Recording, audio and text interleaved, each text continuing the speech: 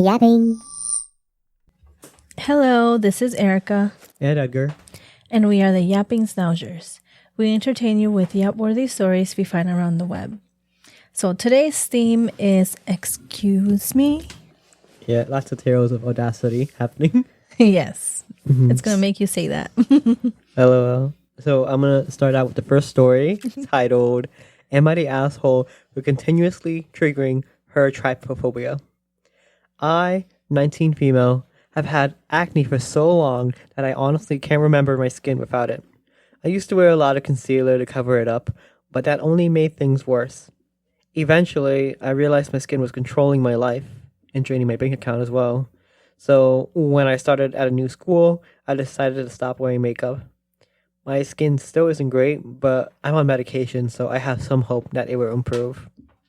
Here's the problem. There's a girl in my class, let's call her Callie, 18 female, who has trypophobia. I had no idea until we were put in a group together. The moment I spoke to her, she started crying. Naturally, I asked her what was wrong, and she screamed at me that my face was triggering her trypophobia. Her friends immediately jumped in to comfort her while I just sat there, confused, wondering if I was supposed to apologize for my skin, something I obviously didn't choose to have. When I tried to speak again, she told me to shut up and leave because I was drawing attention to myself by talking. Audacity. I asked what she expected me to do about it, and she said I could at least wear concealer. I explained that it wasn't an option because it's expensive and just worsens my acne. Her friends glared at me and called me selfish. That was just the first incident.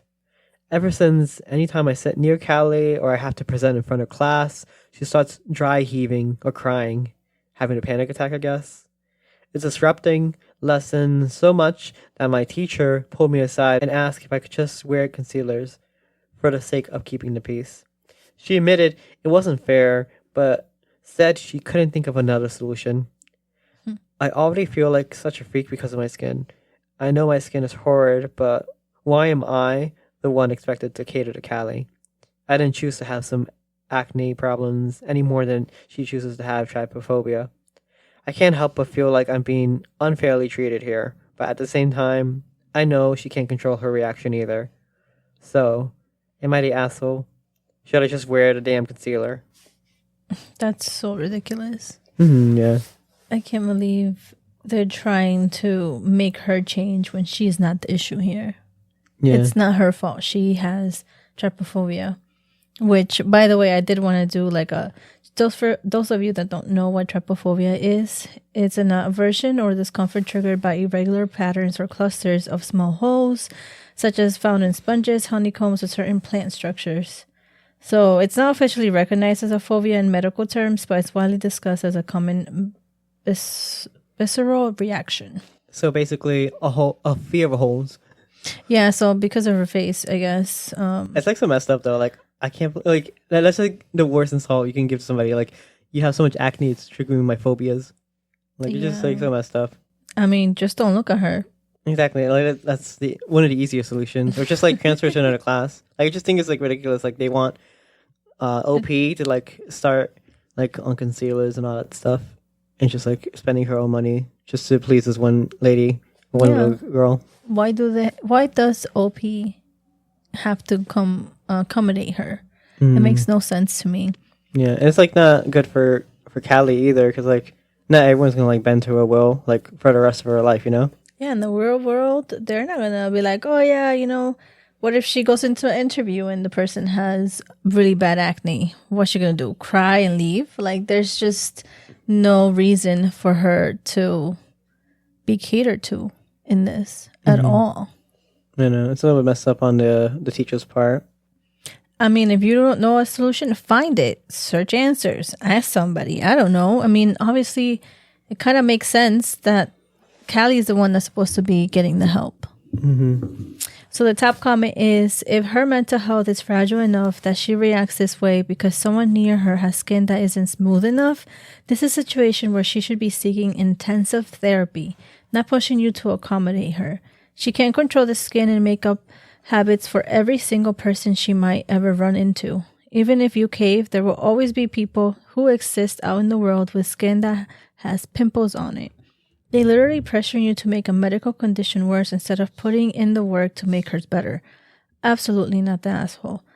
Do not give in here. And I agree. It's ridiculous. Yeah. It's like, yeah, like they're doing for LP to like bend into the will of like Callie. It's going to worsen Callie's condition and OP's condition as well. But not a good solution at all. Yeah, I mean, it's not even recognized in the medical community. She told everyone once that she has this phobia and now she's like playing it up like so hard because like you don't have to cry and have dry heave in class. Yeah, it doesn't make sense. Like I wonder if she ever had other classes with her or if she's seen her before. Like remember, OP's a new student. Oh damn! Yeah, never mind. Yeah, so no, but still, like I mean, she's not. It can't be. I'm sorry. When you're a teenager or you're, obviously your hormones are everywhere. You always get pimples. So you're telling me nobody has had pimples around her? Like it doesn't make sense that now that the OP is there, she has the issue. Like it is just unrealistic for everybody around her to have perfect skin. Exactly. Yeah. I don't want to victim blame, but yeah, definitely. Like I feel like she's maybe like just playing this up. Yeah. I mean, maybe for the first time, I get it, but come on, you really need to just. She's not in your face. Like literally, she's not obstructing your vision. If she's across the room and it's fine. Like I don't get it. Just avert your eyes. Yeah, just look down. Don't look at her. Just listen to her. I don't know. She's just really, really needs help, I guess. If this is such a big issue. Yeah, serious help instead of just like having her friends bully OP. I know, it's so sad. It's not her fault. She already I feel like she has a low self-esteem already, and this is not helping her case at all. Yeah, I agree. I hope her skin clears up and, she has more confidence, as she gets older. So, final verdict on the story? Definitely not the asshole. Yeah, OP isn't. But Callie definitely needs therapy at least, or some sort of help. I don't think nobody's an asshole here. I think she just needs help. Yeah, I think if it's true, like if she actually has it, Well, maybe the teacher's a little bit of an asshole. A little bit, but I mean, some teachers just don't really care enough to try to find a solution, which sucks. All right, so next story is. Am I the asshole for staying quiet after my coworker tried to get me fired, only for my boss's wife to find out and beat her up in the office? Oh man. I, 33 female, have been in a private relationship with my coworker Chris, 34 male, for about 3 years. We kept it quiet to avoid office gossip, but things took a turn when Jess, 28 female, joined our team. She became obsessed with figuring out my personal life. Constantly prying, making comments like, you and Chris spend a lot of time together. And I wonder if there are any secret office couples. At first, it was just annoying. But then Jess escalated. She went to HR, falsely accusing me using my relationship to get ahead. Chris and I had to sit through an investigation, but we were cleared. Still, the damage was done. People started treating me differently, and the office felt colder. I thought it was the end of it, but it wasn't. A few weeks later, I noticed Jess getting close to her boss, Matt, 42 male. She started going on private business lunches with him and suddenly had access to things she couldn't and shouldn't. Then, out of nowhere, I was called to HR again. Another anonymous complaint claimed I was creating a hostile work environment. I knew Jess was behind it, but instead of panicking, I started documenting everything. When HR confronted me, I almost exposed Jess' relationship with Matt, but I decided to keep quiet. I figured she'll slip up on her own, and she did spectacularly. One night, our team went to a restaurant after work. Coincidentally, Matt's wife was there with her friends. As she was walking by, she overheard Jess loudly joking with a coworker about how Matt was wrapped around her finger and how she was getting whatever she wanted at work. That got his wife's attention. I actually tried to warn Jess. The next morning, I put her aside and told her she needed to be more careful because Matt's wife had been right there when she made those comments. I wasn't even trying to be petty. I genuinely didn't want to see this turn into a full-blown disaster. But Jess just rolled her eyes. smirked and said, "Please, she's so dumb to figure anything out." I shrugged and walked away. I tried. Well, Matt's wife wasn't dumb.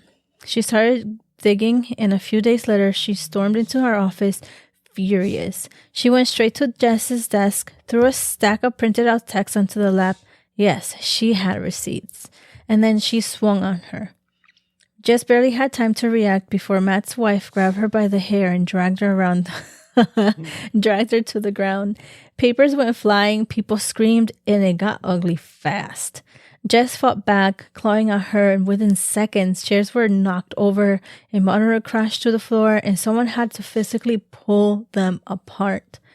Security got involved, but by then, the damage was done. The cops were called because Matt's wife would not let up, screaming about how Jess was a homewrecker and that she deserved worse. HR immediately stepped in, and it was chaos. Employees were filming, people were panicking, and Matt looked like he wanted to disappear.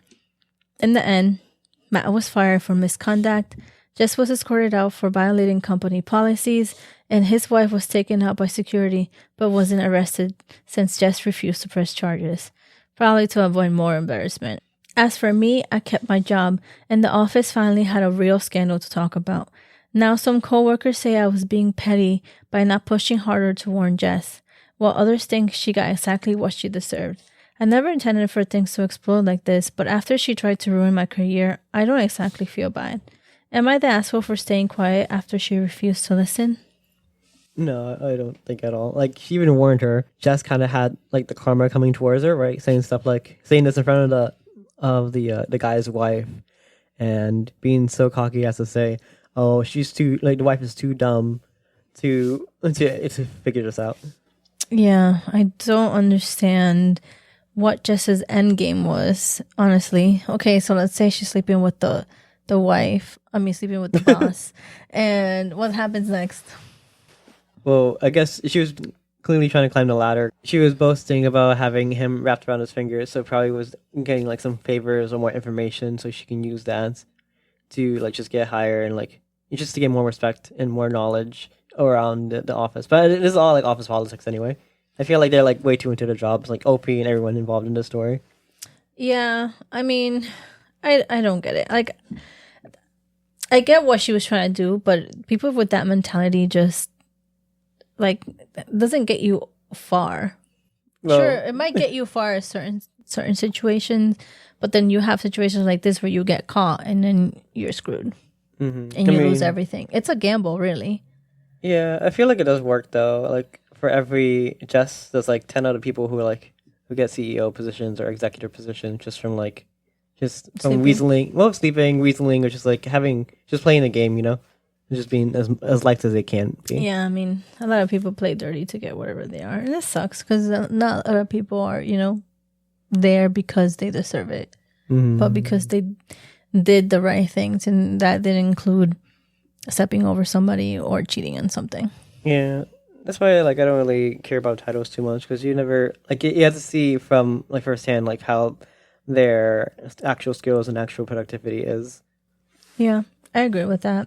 But yeah, I don't really believe that OP was an asshole at all. I think she tried to warn her, but she refused to listen, and she got what she deserved. And for those people saying that she should have worked harder to warn her, yeah. Yeah, no. Do you think OP was trying to climb the ladder by having a relationship with her coworker? Or her boss. I don't know who exactly Chris was. She doesn't really specify about the relationship or if he's higher position than her or anything like that. But they seem to be about the same age. But yeah, it's a little bit fishy that she didn't disclose their relationship. Yeah, it doesn't seem like she got a better well, at least she didn't mention it. It's just a lot of backstory that she did not say. But if she did, she probably didn't say it. Yeah, exactly. It's probably not that bad anyway because they're the same age. They even though they had a scandal, a mini one over HR, they were able to hide it well enough, and they were able to for it all to blow over without anyone getting fired. Yeah, I'm sure if they had some kind of misconduct, HR would figure it out. Unless they hide it really well, but that's kind of impossible. So I don't know. I don't think they did anything terrible, at least. But I mean, if you go from 42 and she's 28, that's a huge age gap. Obviously, it was just for benefits. It wasn't really for, because she liked him. Especially if she knew he was married. It's a whole mess. It really is. I think it's easy to find a way to get higher faster in a higher position. But at the end of the day, I guess it depends how you want other people to perceive you and to view you. Well, people can perceive you like terribly, but if I'm in a mansion, I won't care. I mean, yeah. I mean, if you want to live that way, it's up to you. Exactly. So your final verdict on this? Not the asshole. Yeah, Opie definitely the asshole. Jess and her whole fling thing, yeah, assholes. Oh, yeah. The husband, I mean, the boss too. Why you're sleeping with somebody or going on business trips or, I don't know, like business meetings with Jess. Yeah. Makes Business lunches in a romantic restaurant. Yeah. Bro. Okay, this next story is titled, Am I the Asshole for Treating My Coworker Differently After She Accused Me of Making Her Uncomfortable When I Covered for Her at Work? I, 30 male, work in an office with a small team. A few months ago, my coworker Samantha, 28 female, had an emergency and had to leave work early. She was supposed to finish a report that was due the next morning, so she asked if I could help cover for her. I had some extra time, so I finished up a report and sent it under both of our names to make sure she got credit. The next day, she thanked me, but seemed kind of off. A couple of days later, I was called into HR. Turns out, Samantha had filed a complaint saying that my taking over her work without explicit permission made her uncomfortable and that it felt like I was trying to undermine her. I was completely confused because, 1, she had asked for help, and 2, I didn't take credit away from her. HR did an investigation, and after a week, they cleared me. But the whole thing shook me. I never expected that helping a coworker would land me in trouble. After that, I kept things strictly professional with Samantha. I still say hello and work with her when needed, but I don't chat with her casually, offer to help, or include her in group outings anymore. She noticed and confronted me about it, saying I'm treating her unfairly and being cold. She explained that she was just setting a boundary and didn't mean for HR to investigate so seriously. I told her I understood, but I need to protect myself too, so I'm just being more cautious now. She said I was being dramatic and should move on. Am I the asshole for keeping my distance? And no, I think he's in the right to protect himself because like he helped her and he said, okay, I'm going to make sure you get credit. I'm going to get credit as well because this is time off for me to help you. But and doing all of this, I still got in trouble. So that's like, I would protect myself too if I was in that position. Exactly. I mean, what did she expect? For her to just say that she did it all? I think, yeah. Her name? I feel like that's what she wanted. Like, oh, you do the work and just say it was all under me. And like, I don't know. It's like very, like, a dirty trick to do. Yeah, absolutely not. Like, what do you mean? That's why she got salty and mad that she didn't do that, just that. It's ridiculous. She should get credit if she put her work in there. Yeah. And the fact that she put her name was nice of her. Nice of him or her. Yeah, I don't know. Opie's yeah, whatever. It was nice of Opie.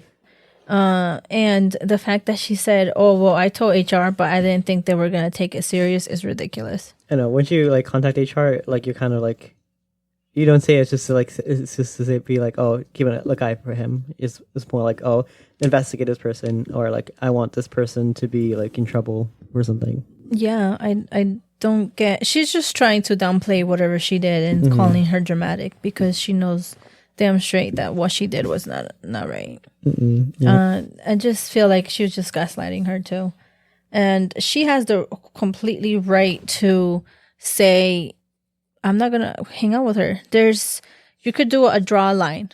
So when you go into a job and you have coworkers, you can have them be coworkers, or you can have them be coworkers and then friends. Yeah. You don't have to have coworkers be your friends. You don't have to hang out with them after work. Yeah, because if Opie's gonna get in trouble for helping this chick out, imagine like they're out in a public outing, And like, what else can she like flag him for? Yeah, that she's going to use things that she knows about her to get her in trouble or use so to manipulate her. Yeah, you can't trust that anymore. No, so she's going to keep her distance for her own benefit and for her own safety regarding her job. Because I think she's being smart by doing that, actually. Yeah. So the top comment is, not the asshole. She thought you were going to cover her work anonymously and she would get full credit. She was then trying to protect herself by saying you overstepped when making the complaint to HR. Continue keeping your distance. Mm-hmm. Exactly. I agree. I know. OP's more than nice enough to like have done that for her. Yeah. Like if I would ask like a coworker to like help me do this, like I would be like really grateful they're able to do that because I know everyone's busy at work. Everyone doesn't have time to like take a little bit of their time off to do any editing for me. Exactly. And the fact that she asked help and she said, yeah, I can help you, it's crazy to me. She stayed after work to help her. Mm-hmm. Like, come on. It's completely unreasonable.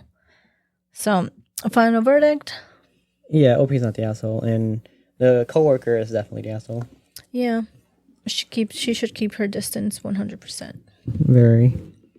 So next story is, am I the asshole for kicking my mother-in-law out of our house after she refused to call her son by his name?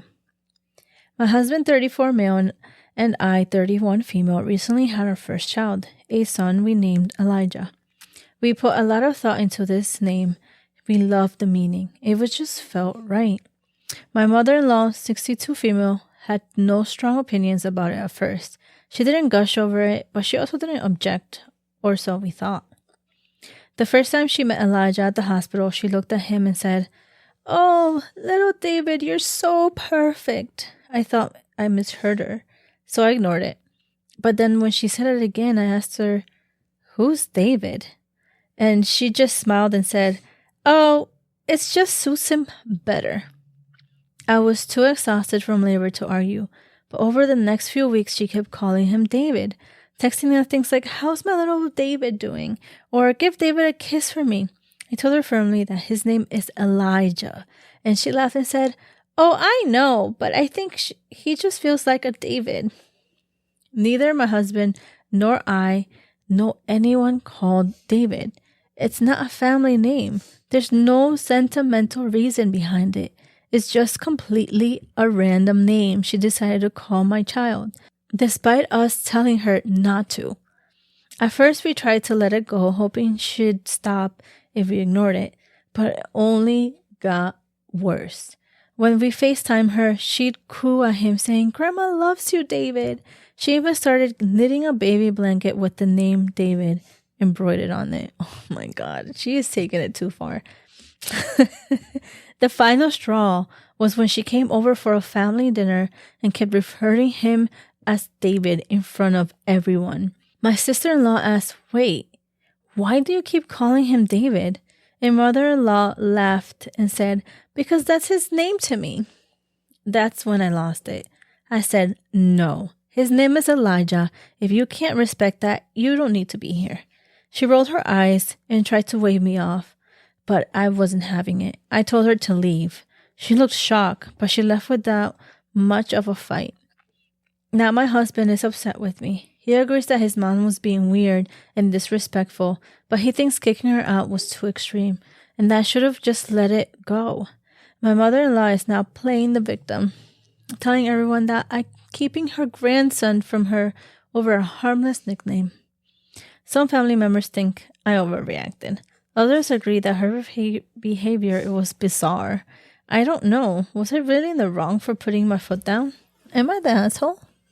I think it's like, yeah, it is weird that OP's mother-in-law is giving her a weird name. Like, I don't think it's a nickname even, like, to her. I think she's just, like, for some reason woke up one day and said, "You know what? I'm just going to call this baby David now." I just don't get it because usually nicknames are part of your name unless it's like a complete different like endearment and everybody knows and everybody agrees. Like, for example, for Elijah, it should be Eli. like a nickname, not David. Like, where's David coming from? I don't understand. I just want to know, like, her thinking process, like the mother-in-law is like, why David? Because that's just like a big mystery that's gonna be haunting the family from now on. Like, Where she got it. I don't understand why she's doing this. Like, yeah, I don't get it. Yeah, I wish we got more background on, like, at least the mother-in-law, because it just seems very, like, strange and out of left field. But, I mean, if this is just like a nickname, I don't really mind it too much, No, I wouldn't like that. Mm-hmm. Honestly, I wouldn't like that. Just because the baby has a name. So, for example, let's say the child's growing up and everybody calls him Elijah, and then he answers by Elijah, and then out of nowhere, the grandma's like, David, come here.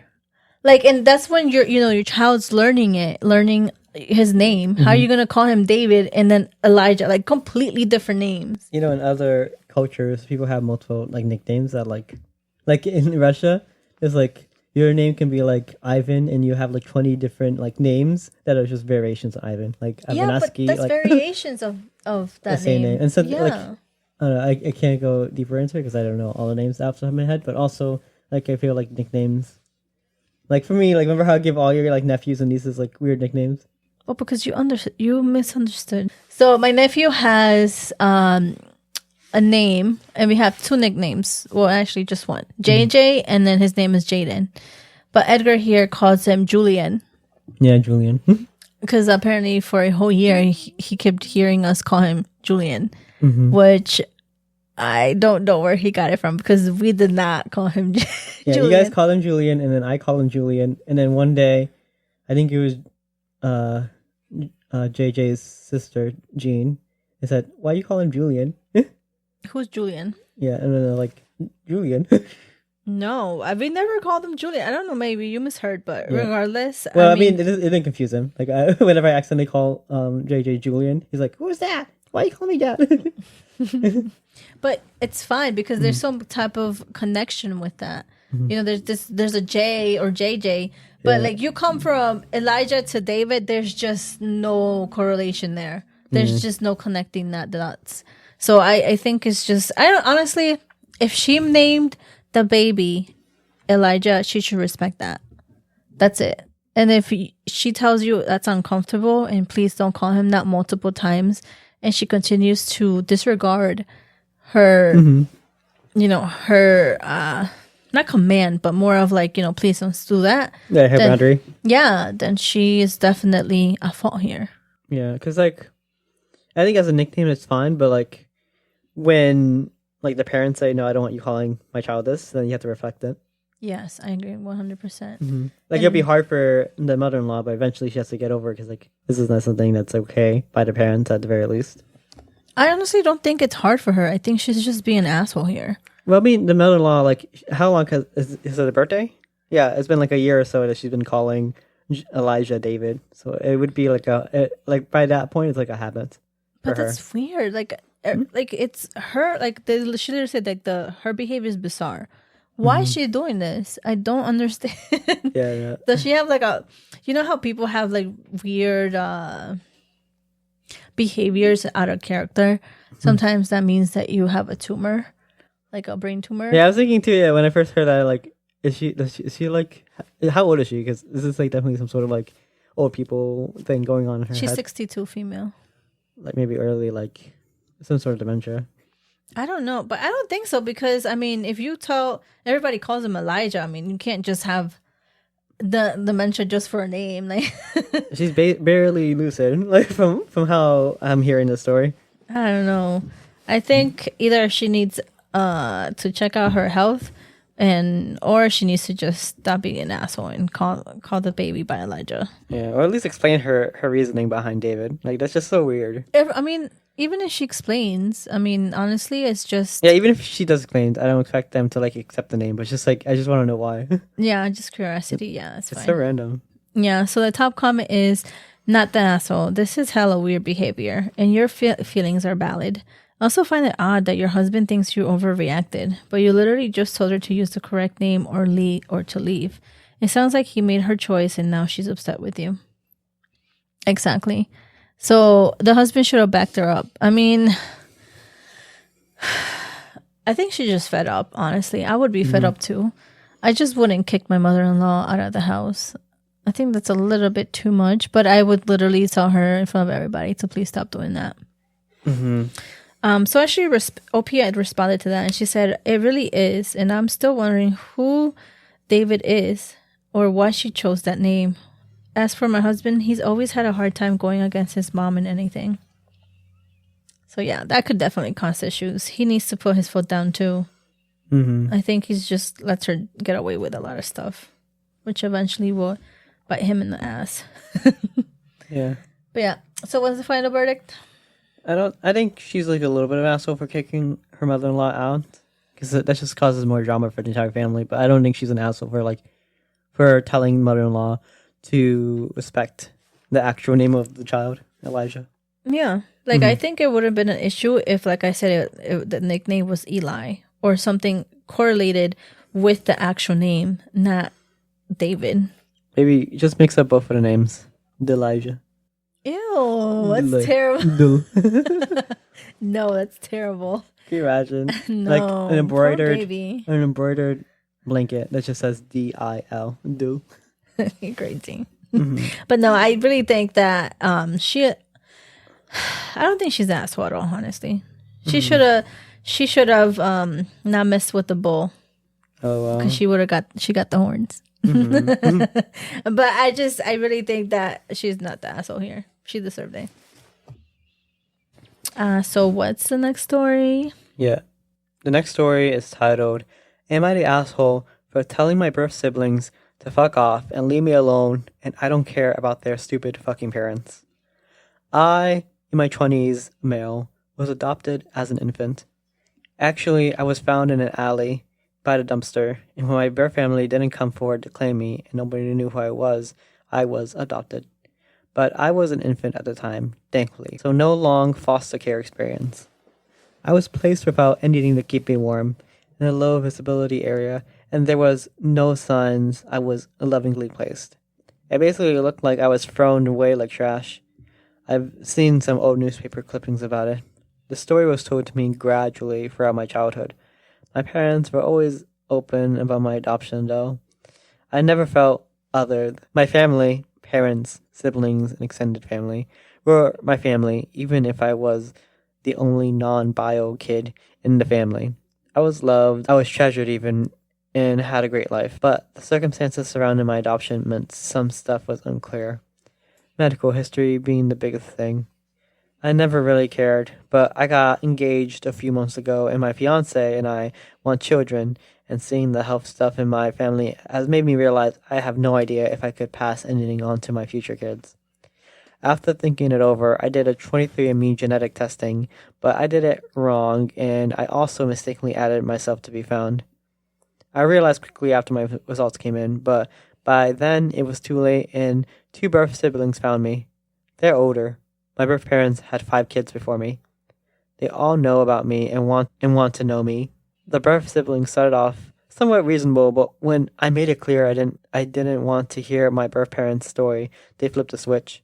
They said how much their parents regretted giving me away and how they would have come forward, but they didn't want to get into trouble for abandoning me like they did. They believed I owed their parents and them the chance to get it all out there and to build a relationship. I stood my ground and I blocked them, but they followed me to social media and they insisted we are a family and I should be kinder to them and their parents. I was told it's not like I'm just a half sibling and I'm the baby who was missing. They sent me messages that were trying to make me feel bad for their parents, specifically their mom, and it pissed me off. After almost 3 months of dealing with them, finding ways around my blocking them, I told them to fuck off and to leave me alone and how I don't care about their stupid fucking parents. I had to delete my account because it was just random accounts after random account and I couldn't block them fast enough in their outrage over what I did, over what I said. They told me their parents didn't deserve that. Am I the asshole? Absolutely not. I'm sorry. She said they regretted giving her away or OP away. They threw OP away. They literally put put OP in the garbage. I know, that's like kind of insane. They literally put him in the garbage. And say giving away. No, Yeah. absolutely not. I think, yeah, this could have all been like a wholesome, like, get together, like, reuniting a family experience, but OP's, like, real parents, they want to not get in trouble for being thrown away, because, like, that's, like, illegal. Like, that's, like, you get arrested for that. So I feel like if they really meant that they want to, like, get together and, like, have everything be like right, they should, like, come forward and say, yeah, we did this, and, like, serve whatever sentence they need to. I guess to get to go ahead and to pay for what they did, I guess. But I mean, OP doesn't. It seems like he doesn't really want to forgive them, and that's up to OP. Yeah. I mean, if he right now has had a good life, and he had a good parents, good good experiences growing up, and I mean, for the most part, he was okay with his siblings. Original siblings, but when they started saying that he should forgive them, that's something that they shouldn't be pushing on him at all. Yeah, her. it's like a lot to like take in. Like at the very least, like OP's real siblings could have just said, "Hey, it's just like just build up to like an actual relationship, just not like don't expect the relationships to just exist and like just blossom out of nowhere." Yeah, I don't just get that from just meeting for just meeting online. Yeah, I think they overstepped. And good for OP to tell them, no, that's not what I want to do. And that's it. I don't think there was no reason for them to really try to pressure him and flip a switch and making OP to forgive them. I mean, it's not like you experienced what he experienced. Like, literally, he saw paper clippings on a newspaper saying it was next to the garbage. Like, really? Oh, he should be forgive. He should forgive them. Yeah, imagine all the bullying he got from that, like as a child, like in school. It's just sad because I think psychologically it's something that really affects you. But I'm glad he had a good family that was able to really show him love and care. So the top comment is, send them all the newspaper clippings of a baby left to die in an alley. Did you at least get medical info out of them? So, because remember, the reason why he actually wanted to get that information was to see, if he had any medical issues. Yeah. So OP responded to that and said, I didn't get it from them, but the genetic testing did give me a decent picture of everything. I'm glad I didn't ask the birth siblings for direct medical history because they would likely be used to try to bargain for what they want. Exactly. I think he dodged a massive bullet. And that's just people like that. We're literally red flags. I don't know, that's like kind of messed up. Like I would wish that like OP would have like more caring real siblings and real like parents, but it looks like they have their own agendas and their own things that they want from their relationship with the baby of the family, which is OP. Yeah. I don't understand. For my curiosity, I would want to know why they did that. Like, what made them so desperate to throw me in the garbage? I know. I get, maybe too many children, too many, issues and whatever, but I don't think if you're not able to, you could just give the baby for adoption. Like, there's just no reason for you to be throwing the baby in the garbage. That's just ridiculous. Yeah. And it shows you what type of people they truly are. So what's the final verdict? The final verdict, OP is not the asshole. No, I think he made his choice and they should respect it. Yeah. So the next story, this is something with I believe we had a story before where they were trying to see if somebody was stealing food. This one's a different story, but I think it's kind of, I don't know. This was borderline kind of crazy. Okay, so the next story's title is, Am I the asshole for telling my roommate to move out after she risked my life to prove a point? I, 25 female, have two roommates called Jenny and Abby. Jenny started noticing her food going missing and blamed us both. I didn't eat any of her food and I wasn't super worried. Yesterday, Jenny called a roommate meeting, and when we were off work, she sat down and told Abby she wanted to be paid back for the food that's gone missing. Abby started saying that it wasn't her, it was probably me. That's when Jenny said it couldn't have been me because she was putting nuts in her food and in her stuff. Like that food doesn't even make sense to have nuts in it because I'm severely allergic to them. She said I couldn't have done it because I'd be dead. She said it all proud like she got Abby, but I literally felt sick. I could have died. Also, it's really expensive to replace them. Like for $30 of food, she was willing to risk my life. She and I argued and she knew it wasn't me. So that's why she did it, but I don't believe her. It's my name on the apartment. I'm fairly certain I'm justified in kicking her out, but I'm double checking. It feels absolutely insane that I could lose a friendship of 4 years to something that wasn't even my fault. Abby's pissed at me and says I'm overreacting, but she also doesn't want me to want to move out, so she's at least somewhat on my side. Jenny is angry and not speaking to me. I told her she has 30 days to get out. Am I the asshole? Definitely not. Like, I feel like we've seen like a lot of stories where people like take food from like a coworker or from like a roommates, but they've always like tried to do something obvious or something that like was not life threatening. In this case, this is like something that is life threatening. Like, if Jenny was wrong about who was stealing her food, she could have killed Opie. Yeah, she's severely allergic. Mm-hmm. Like, what do you mean? What if she ate something and nobody was home? She could have literally died. They would have come back to the apartment and she would be dead. That's crazy. Like, imagine, like in our situation, like, it's like imagine I put like razors on like all the food that we have. Razors? Yeah. No, but like shaving razors. Be like, if anyone ate it, they would have died. And that's how I know who took my food. Because that's crazy to me. No. Because they died. No, but you could see that. I mean, you know, like people that put powder like for make you use the bathroom. Mm. Like, that's fine. Like, why? You just get a little bit, diarrhea and stuff. Like, you know. Just become like a faucet, yeah. But, but it's not life threatening. It's not like you're gonna die because you're pooping. It's uncomfortable, but yeah. Yeah. But I think this is a line where it was definitely crossed. Yeah, because she was either right or someone died. I mean, we shouldn't be laughing, but it's just crazy. Like, what is her?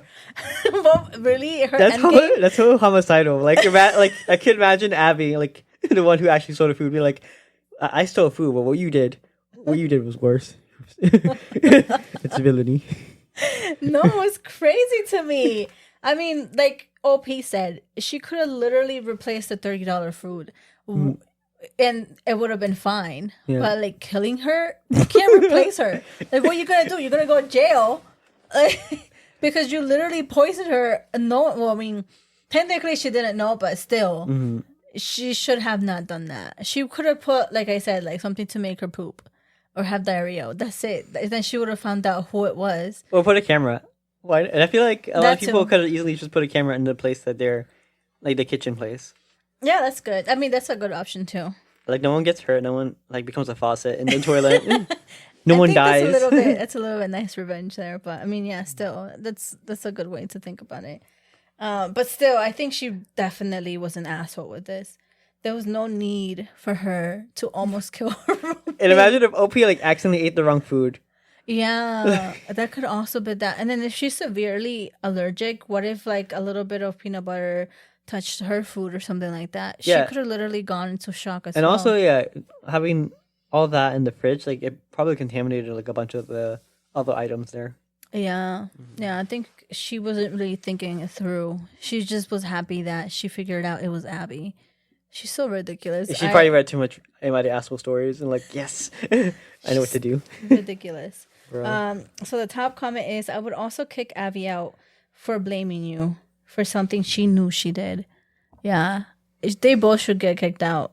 Both of them? Yeah. Yes, because you don't want a murderer and you don't want a stealer. A liar, yeah. Yes, and somebody that steals. A liar and somebody that steals. No, kick them all out. And a murderer. Yeah. Don't forget about that.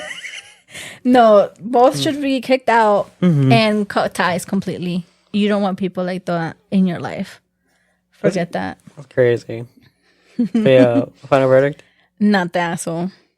Yeah, not the asshole. Just get out of that situation. Yeah, kick them out. Yeah, you don't want to get like poisoned before you leave.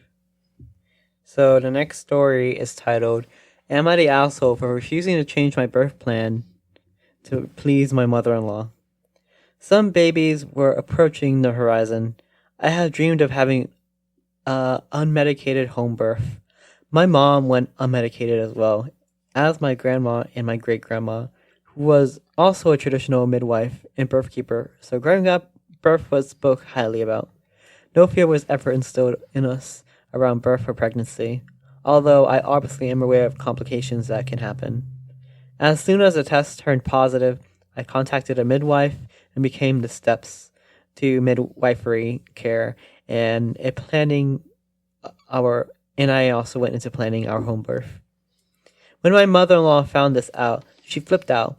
She called me irresponsible, irrational, and downright negligent, asking if I had any idea of the complications and interventions that could be needed, etc. And she said she refused for me to do this.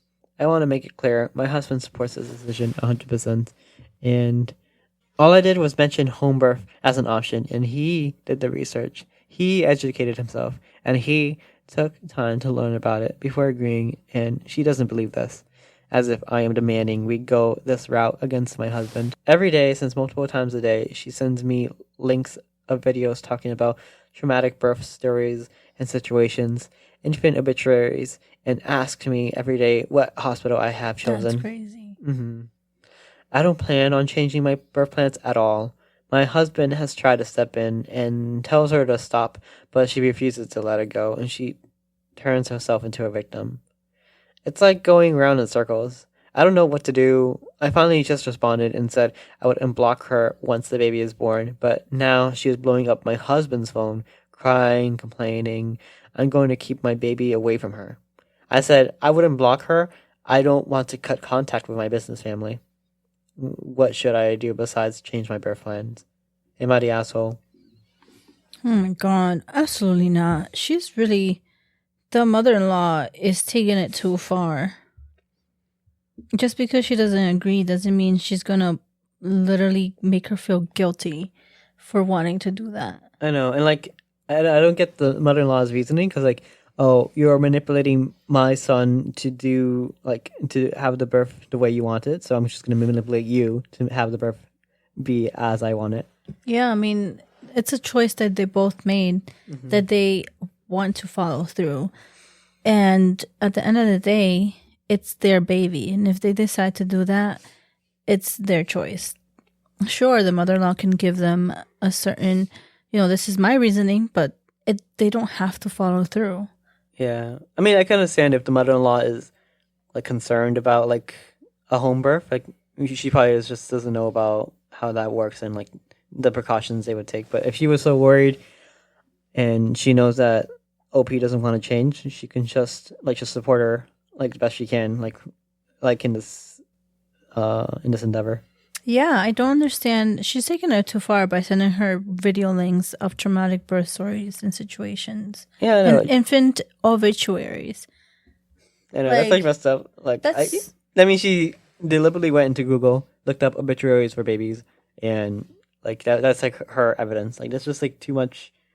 Like, that's for her, on her end, it's manipulation. Yeah, and she's taking it too far. I think she just needs to be accept that they're going to do this and just be there for them if necessary. Yeah, be there. Yeah, just provide the support, like, as much as you can. And then hopefully she comes around. I don't think she will by the time, like, the baby's born. But yeah. Yeah, I looked up the birth rates. It looks like they actually has gone up and increased 22% from 2019. So it looks like it's rising. Yeah, like the popularity of home birth. Yeah. Which, I mean, I could understand, but I mean, it doesn't mean that she has to, do whatever she wants to do. I think it's great that they made a decision, and it seems like it's something that they've been doing for a long time, her family. And so she feels comfortable in doing a home birth. So the mother-in-law should respect that and shouldn't be trying to change her mind. The top comment is not the asshole, but please make sure you have a licensed RN for a midwife and not an unlicensed doula, And if there's a complication, make sure you don't wait to go to the hospital. I know someone who stuck to her home birth plan too long and almost died on hemorrhaging. And then certified nurses, midwife, and not RN or CNMs are nurse practitioners who have the least master's degree. I agree. So yeah, I think that's a good option. I mean, just like I said, if you decide to do this, you should be able, Researched. yeah, definitely. Because you don't want to risk the baby's life or yours. Yeah, but I believe Lopi probably like she has like a whole family, whole ancestry of experience with this, so she probably knows like the best course of action, and she probably knows like what to do in the modern times, like we're getting the RN and just getting medical help. Yeah, I mean, I think at this point she's prepared. I mean, if years and years of experience, it should help her out. So I think the mother-in-law in this case is really the asshole. Yeah, so final verdict then. Not the asshole. Yeah, Opie's not the asshole. But yeah, mother-in-law, asshole. Change your ways, please. Yeah, I mean, and then at this point, if you need to have low contact with her after the birth, you should, because, at this point, she shouldn't be stressed or anything like that. Especially if she's trying to have a home birth. Yeah. I imagine all those baby obituaries is very stressful. Oh my God. I think that's crazy to me. She really, really crossed the line. She needs help. Yeah, that's what messed up. Okay. So next story is my friend's perfect relationship was full on FBI operation. So heads up on this story. I believe it's fake, but I thought it was a cute read and funny. I wish it was real though. So it starts. So my best friend Matt has always been a hopeless romantic, the kind of guy who believes in soulmates. Sends good morning texts unironically, and probably watched The Notebook too many times. A few months ago, he met this girl Lisa on a dating app. She was perfect, too perfect, gorgeous, funny, into some weird indie bands as him. And get this, she actually laughed at his terrible puns. Within weeks, they were inseparable. Lisa was always around, but something felt off. She never let him take pictures of her. She never talked about her job, just said she was in government work. She always paid in cash. One night we were at the bar and Matt stepped away to take a call. Lisa left alone with me, leaned in and said, "You seem like a good friend. Make sure Matt stays out of trouble." What? Then 2 days later, she just vanished. Poof. Phone disconnected, apartment emptied out. Matt was devastated. Though she ghosted him, he spiraled hard. Then about a month later, we were watching the news, and there she was, Lisa. Except her real name was Special Agent Lauren Carter, and she was testifying on some huge undercover sting involving a money laundering ring. Matt had been dating an FBI agent working a case. And the best part, he wasn't even the target. She was just using him as a cover story. To this day, crazy. He refuses to use dating apps. Yeah, I can tell why you think it'd be fake. Like, Special Agent Lauren Carter is like such a fake name. Yeah. But maybe that's the point. Like, she has to have a fake name, even like when she is not undercover. Yeah, because it's special protection, I guess. But still, I thought it would be nice if it was true, but yeah. I think it's funny. I think, yeah. Like, poor guy. He finally got the chick that he always wanted, and it turns out it was all fake. It was all just a cover story. Man is down tremendous at the moment. You're so funny. I have heard he's still spiraling to this day. Well, he's staying away from dating apps, so there you go. I wish we can get like, if this is real, I wish there was like links, an update or something. Like just links to like the news story that just broke out in. Yeah, that would be kind of cool. I think nobody's the asshole here. I mean, she was doing her job. There was not really anybody at fault here. There was a link there. Oh, an update. Oh, so that's the actual story. Yeah, it looks like. I don't know if it's true though. It says FBI.gov. I would have to look into it, but I mean, it looks okay enough. So we'll put this in the description, I guess, for everyone to research. But yeah, it looks like there is some a picture, and it tells you a little bit about about some her. information about Lauren Carter, the dream fit girlfriend Yeah. of your dreams. I mean, she is pretty. Okay, you said, but I think she's pretty. It's pretty cool. Yeah, so we'll link it into the description of this story, or yeah, and you guys can take a look. Okay, so final verdict on the story. Not the asshole. Yeah, not the asshole. No, I don't even think the special agent was an asshole. No, she was doing she's trying to protect herself. Yeah, she was just doing her job. Yeah, so Don't worry, buddy. It was just business. You're so funny. So no one's the asshole. Yeah. So that's all of the stories we have today. Thank you for tuning in to this week's episode. Check out our website, www.yappings.com, and join our mail list for updates. If you love our podcast and want to support us, subscribe and share to your friends and family. We would love and appreciate it so much. Also, we started a new Facebook group called Am I the Asshole - Relationship and Family Drama, linked in the description. Join so you can share Am I the Asshole posts you like, or share your own stories for us all to judge.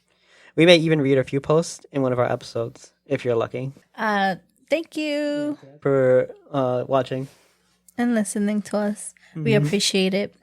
See you next week. Bye.